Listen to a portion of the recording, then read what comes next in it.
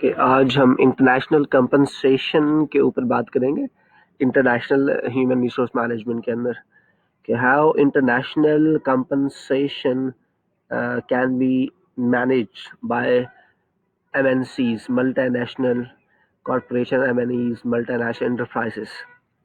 Uh, to go to the international compensation, first we have to understand the compensation. What is compensation? What include in the compensation? अगर आप लोगों ने अपनी आप में से जो लोग जॉब कहीं कर रहे हैं वो अगर अपनी जो है सैलरी स्लिप देखें तो उसके अंदर बहुत सारे पोर्शन होते हैं कंपनसेशन के। कुछ बेसिक सैलरी होती है, कुछ अदर अलाउंसेस होते हैं, कुछ EOBI होता है, कुछ प्रोविडेंट फंड होता है, कुछ ग्रेजुएटी होती है। ये सारी चीज़ें जो है वो सब मिलकर कंपनसेशन का पार्ट बनते हैं। कुछ रिवॉर्ड्स उसके अंदर होते हैं। अब रिवॉर्ड्स को पहले समझना बड़ा ज़रूरी है कि रिवॉर्ड जो है कंपनसेशन में एक फाइनेंशियल कंपनसेशन होता है और एक नॉन फाइनेंशियल कंपनसेशन होता है। तो फाइनेंशियल कंपनसेशन के अंदर आमतौर पर जो है वो बेनिफिट्स होते हैं। फाइनेंशियल बेनिफिट्स जो है वो फाइनेंशियल कंपनसेशन के अंदर फाइनेंशियल बेनिफिट्स होते हैं। उसमें सैलरी भी हो सकती है और उसके अलावा जो फाइनेंशियल बेनिफिट्स होते हैं वो उसके अंदर होते हैं। उसके अलावा जो अदर एरियाज रिवॉर्ड्स हैं जिसके अंदर जो है वो नॉन फाइनेंशियल बेनिफिट्स भी होते हैं, जैसा कि रिकग्निशन है आपकी, जैसा कि आपको बहुत अच्छा ऑफिस दे दिया, आपको जो है बहुत अच्छा टाइटल या डिजिग्नेशन दे दी, या इसी तरह आपको और जो है ऑफिस फैसिलिटी जो है वो दे दी। तो ये सारी चीज़ें जो है वो नॉन कंपनसेशन के अंदर जो है शामिल होती हैं। अभी जो कंपनसेशन फाइनेंशियल कंपनसेशन है, जैसा कि अगर हम इसके अंदर इंक्रीमेंट को देखें, रिवार्ड्स को देखें, इन चीज़ को देखें, तो फाइनेंशियल कंपनसेशन का सबसे बड़ा जो मसला है वो ये है कि वो लॉन्ग टर्म नहीं होता। आमतौर पर ये होता है कि वो बड़ा शॉर्ट टर्म होता है। आज अगर आपको कोई 10,000 रुपये मिले हैं तो आप 2-3 हज़ार महीने बाद जो है वो उसे भूल जाएंगे। अब आप जब आप अगला आपका इंक्रीमेंट होगा तो आप बोलेंगे यार ये 15 से 20 हज़ार रुपये होना चाहिए, तो 10,000 होगा तो आपके लिए कोई बहुत ज़्यादा अहमियत नहीं रखेगा। तो ये कंपनसेशन का जो है फाइनेंशियल कंपनसेशन का मसला है। तो दुनिया जो है इस वक्त they are working on the non financial benefits के how organization, how management can motivate the employees through non financial benefits. तो फाइनेंशियल बेनिफिट्स तो अपनी जगह उसकी इम्पोर्टेंस है, but you should add the non-financial benefits as well in the compensation package. It will improve the motivation of the employee. Okay, so starting with the introduction of the compensation management, uh, building and maintaining a unified strategic pattern of the compensation policy, practice and values. It is very important कि आप जब कोई even के national और international organisation आप चला रहे हैं, यानी वो लोकल है, डोमेस्टिक लेवल पर ऑपरेशन उसके हैं, या कि इंटरनेशनल लेवल पर ऑपरेशन है, वो MNCs है, मल्टीनेशनल कंपनी के तौर पर है जो काम कर रही है, दोनों के लिए बड़ा ज़रूरी ये है कि उनकी जो कंपनसेशन की पॉलिसीज़ होनी चाहिए, जो स्ट्रैटेजी होनी चाहिए, जो भी प्रैक्टिस वो अडॉप्ट करें, या जो उसका वैल्यू होनी चाहिए उसकी कंपनसेशन की, वो जो है वो सबके लिए यूनिफॉर्म होनी चाहिए, सबके लिए एक जैसी होनी चाहिए, जो कि उस सेम लेवल पर पोजीशन पर काम कर रहे हों और सेम प्लेस पे काम कर रहे हों। तो ऐसे लोगों के लिए सेम परफॉर्मेंस के साथ काम कर रहे हो तो ऐसे लोगों के लिए जो है उसका जो कंपनसेशन है वो सेम होना चाहिए, यूनिफॉर्म यूनिफाइड होना चाहिए, सबको पता होना चाहिए कि क्या जो है उसका कंपनसेशन है, और फिर साथ में जो है एक जैसा होना चाहिए। ऐसा ना हो कि एक मैनेजर का बिल्कुल सेम उसकी रिस्पॉन्सिबिलिटी है तो उसका अलग कंपनसेशन है, उसकी दूसरे की सेम रिस्पॉन्सिबिलिटी है उसका अलग कंपनसेशन है, फिर परफॉर्मेंस एक की और दूसरे की बिल्कुल सेम है तो फिर जो है उसके बावजूद भी अलग कंपनसेशन है। अगर दोनों की जॉब रिस्पॉन्सिबिलिटी सेम है और उनकी जो परफॉर्मेंस है वो सेम है तो उसके लिहाज से उसका कंपनसेशन भी सेम होना चाहिए। उसके अंदर जो स्ट्रैटेजी है, उसकी जो रिवॉर्ड्स है, उसकी जो रिकग्निशंस है, उसके अंदर जो अदर बेनिफिट्स है, वो जो है वो सारे सेम ही होने चाहिए। Domestically how would you determine a compensation package, यानी अगर आप डोमेस्टिक आपकी ऑर्गेनाइजेशन है, पाकिस्तान में काम कर रही है खाली, तो ऐसी ऑर्गेनाइजेशन जो है वो अपने कंपनसेशन पैकेज को कैसे डिज़ाइन करती है। तो कंपनसेशन पैकेज को डिज़ाइन करने के लिए जो है कुछ इम्पोर्टेंट पॉइंट्स हैं जो कि मैं आपके साथ शेयर करना चाहता हूँ, ताकि आपको कंपनसेशन के बारे में थोड़ा सा नॉलेज हो जाए। एक जो है कंपनसेशन की कोई एक थ्योरी है जिसका नाम है इक्विटी थ्योरी। ठीक है, तो उस इक्विटी थ्योरी जो है उसको अगर आप फॉलो करें तो उसके अंदर जो है हमें जो है वो कंपनसेशन को बड़ी आसानी के साथ हम जो है वो कर सकते हैं। उसमें जो है एक तो जो है लेमन लैंग्वेज में मैं समझाने की कोशिश कर रहा हूँ। एक तो वो है कि वो कंपनसेशन जो कि इंडस्ट्री में आपको मिल रहा है और जो है आपके जो एम्प्लॉइज़ हैं वो है।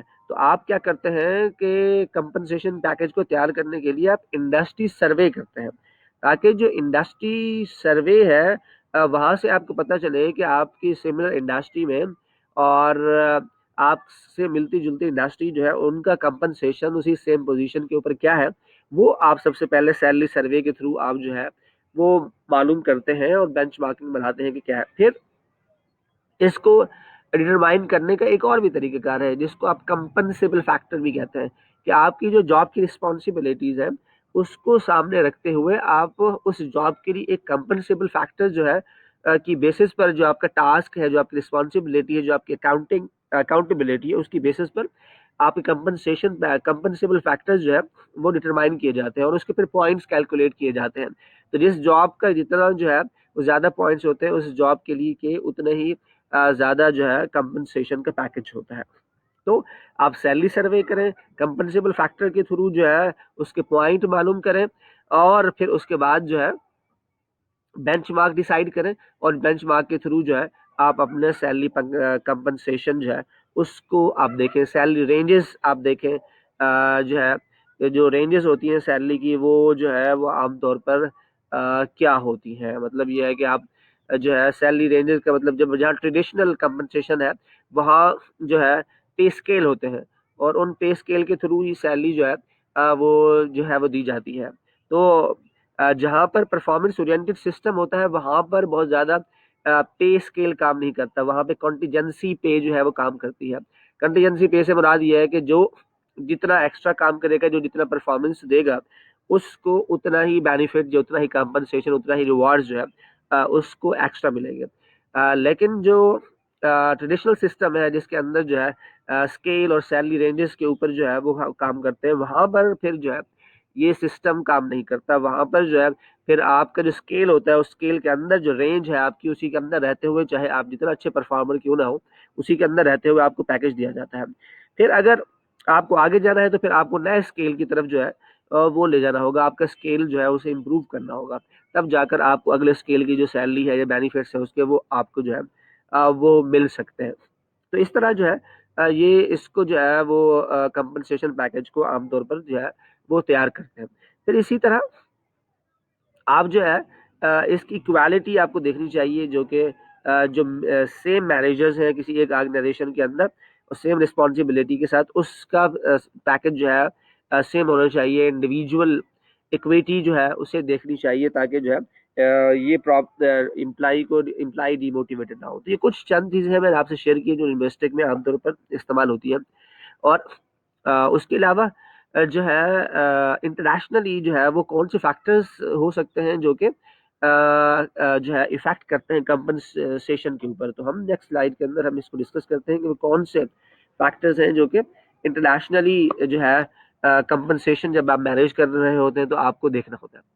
तो इसका फर्स्ट पॉइंट है international HR manager have to think beyond the set of theories and be highly aware of the trends and condition all over the world.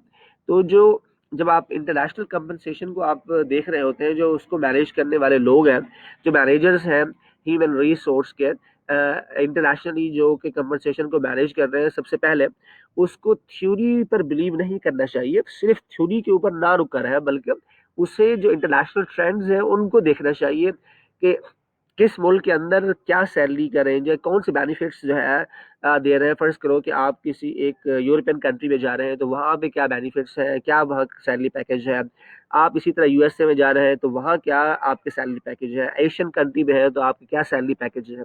इसी तरह गल्फ कंट्री में है तो आपके क्या सैलरी पे। तो आपको ओवरऑल जो दुनिया है उसके ट्रेंड के बारे में जो है एक एचआर मैनेजर्स को मालूम होना चाहिए, ताकि वो अपने कंपनसेशन पैकेज को बेहतर तैयार कर सके और अपनी ऑर्गेनाइजेशन को भी बेनिफिट दे और इससे एम्प्लाई को भी बेनिफिट मिले, ताकि वो इंटरनेशनल असाइनमेंट पर जाए तो मोटिवेट हो। ऐसा ना हो कि वहां जाकर वो डिमोटिवेट हो और अपनी मैक्सिमम परफॉर्मेंस जो है वो ना दे सके। इसलिए ज़रूरी है कि हमें कंपनसेशन पैकेज को जो है वो बेहतर तरीके से देखना चाहिए, उसे अंडरस्टैंड करना चाहिए। थ्योरीज की बेसिस पर जो है हमें जो बुक्स में लिखा हुआ है या थ्योरीज हमने पढ़ी है उसकी बेसिस पर हमें जो है वो फैसला नहीं करना चाहिए, बल्कि इंटरनेशल ट्रेंड्स को भी हमें देखना चाहिए। उसको देखने के बाद हमें फैसला करना चाहिए।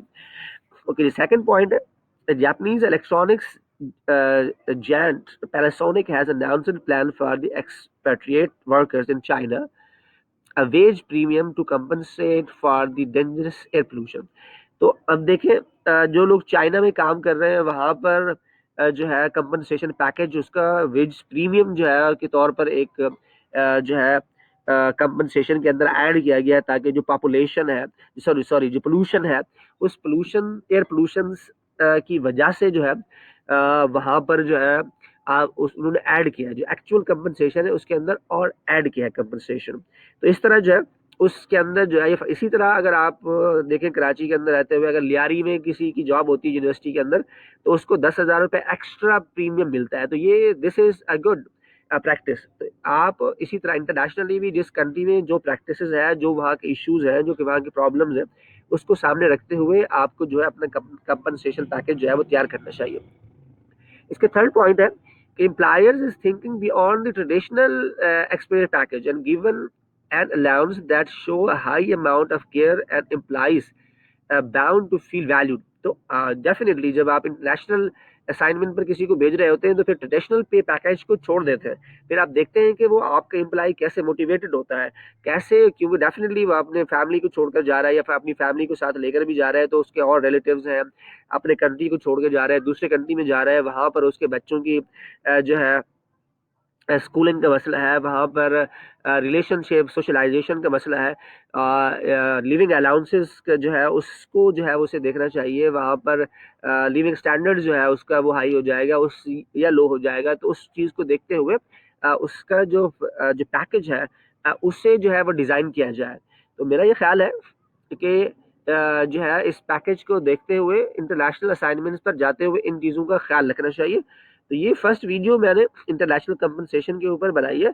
इंशाल्लाह अगली वीडियो जो है और भी वीडियोस जो है इंटरनेशनल कंपनसेशन के ऊपर आएंगे। तो ये फर्स्ट वीडियो जो है मुझे उम्मीद है कि आपको समझ में आई होगी और बाकी वीडियोस भी इंशाल्लाह आपको नेक्स्ट वीडियो भी आपको जो है इसके साथ शेयर हो जाएगी। Thank you very much.